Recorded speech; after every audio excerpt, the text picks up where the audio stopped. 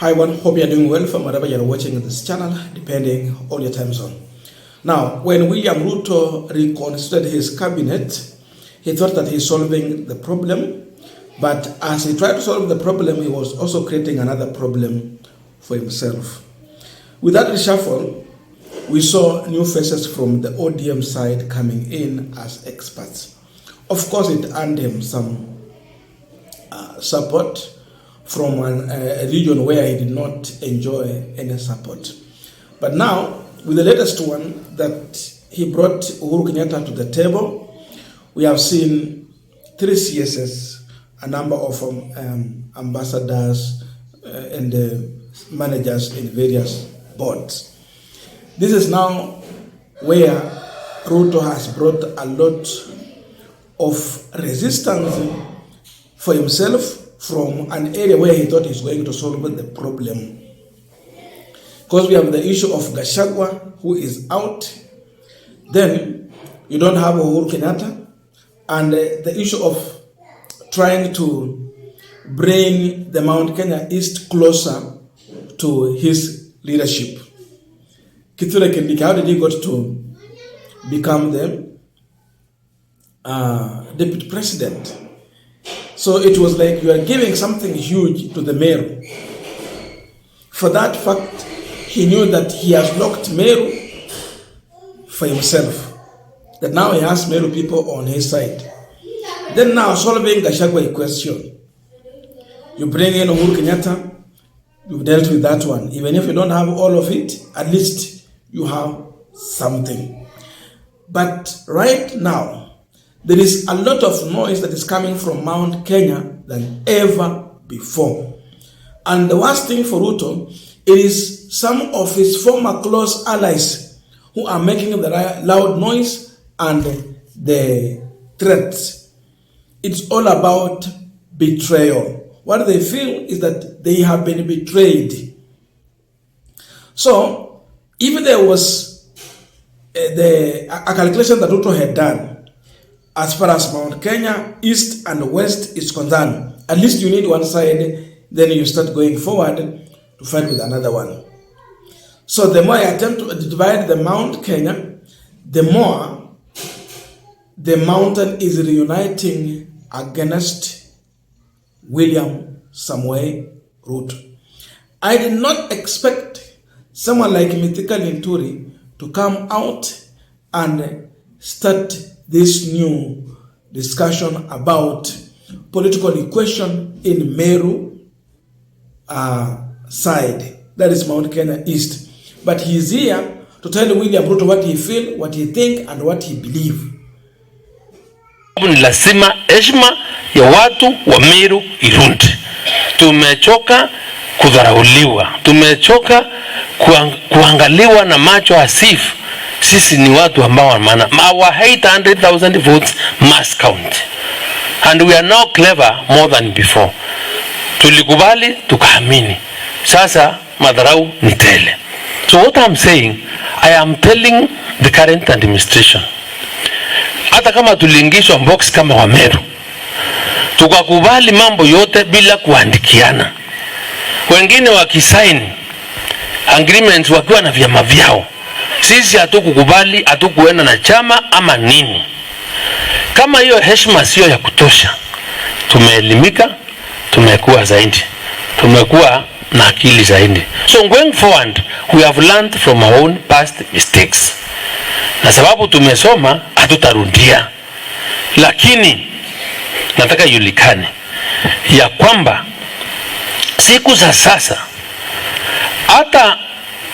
hata mama na heshima yake na nini upiwa pia, at least upewa heshima, sababu hata ile mali mulitafuta na yeye, na uwezi kumfukuza namna hiyo. Kwa hivyo hata kama mmekosana, mnagawa mali.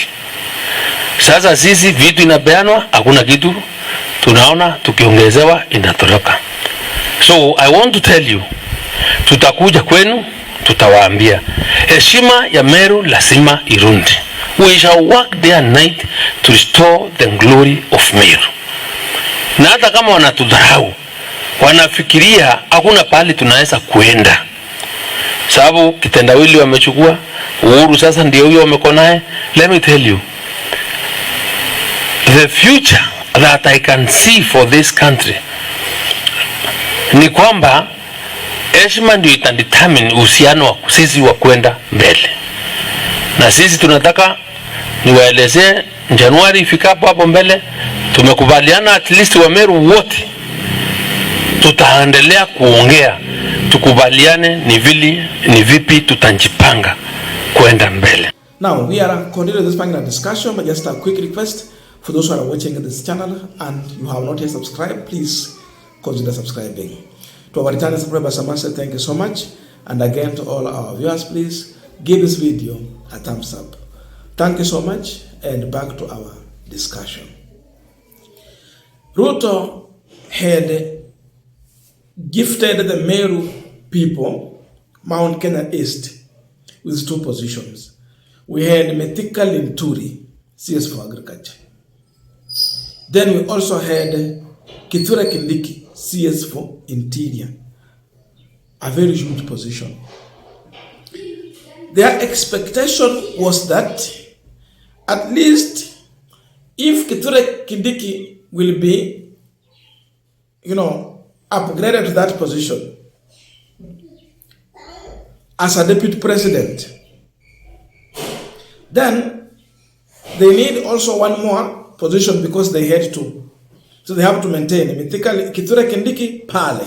Then the remaining one, CS for Agriculture. At least give 1 to Meru. So what we are learning here is that Ruto, in as much he was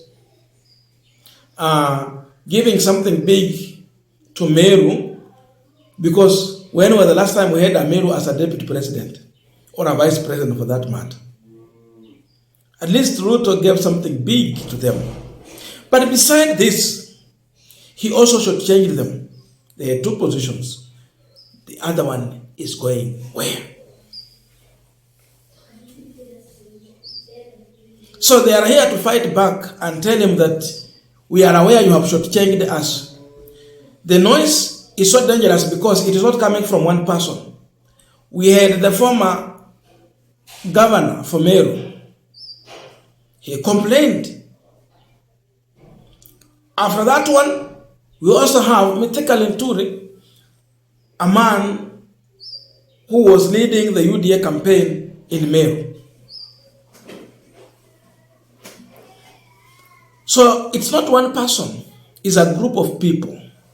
So what these people are doing, they have staged a war on Ruto and Kithure Kindiki. That if you thought that you will get our votes through Kithure Kindiki, we are well grounded. Methika Linturi is communicating. Muraitu Kirungi also communicated. We are well grounded here. We won't accept. So these 2 were expecting something from this government. At least one to be a CS, another one to be somewhere. Just like Mwangi wa area, ukwe wewe ni chair or board fulani pale. But they feel being left out. So, the formula that Ruto was using to settle political differences in Mount Kenya region, they are now backfiring. Imagine you have Kiraitu Murungi, Methika Linturi, and other forces uniting together and saying no to William Ruto. And these guys were the bigwigs in Meru politics. Then the issue of the former CS for Agriculture, Peter Munya. Munya is silent. But yes, he was on the Azimio side. But he is not anywhere in this question. He is also a factor in this politics. So, as long as Ruto is not sorting that out, there is a waiting bombshell for him in Mount Kenya East. Having Kithure Kindiki is not having Mount Kenya East. That is now what is trying to come out. So the issue of having one side to Kimbiana, one side of Mulima, it might not work the way he had thought about. Because in everything he was doing, he needed to have at least one side, and east was the easiest way. But they are demanding for more. They feel that he has reached a deputy president position, but there is a lot he has run away with from them. So they demand for more. Therefore, Ruto will not have peace at any time. He will not know peace in his leadership.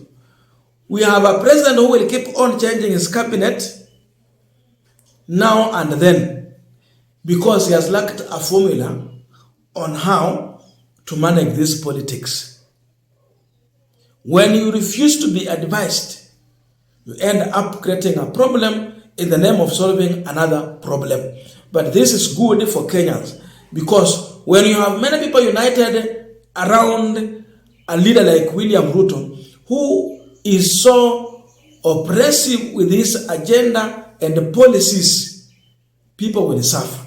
But when you have a good number of leaders fighting such an individual, then at least it is better. So good news for Kenyans, but bad news for William Ruto. Again, you will not manage people through lies. Ruto started lying to the common mwananchi, the electorate. But now, the conmanship has gone to an extent of now dealing with his close allies. So when they feel being shortchanged, it is good for Kenyans. And again, good for them to learn a lesson going forward. So imagine you have the Gachagua factor, Mount Kenya West. Then when you move to Mount Kenya East, you are being rejected and Gachagua is being celebrated. Then the leaders that you are depending on for the support of Mount Kenya East, they turn against you because you have shortchanged them. They are uniting with who? Regarding Gachagua. Their support is heading where? Kalonzo must open his eyes so wide to see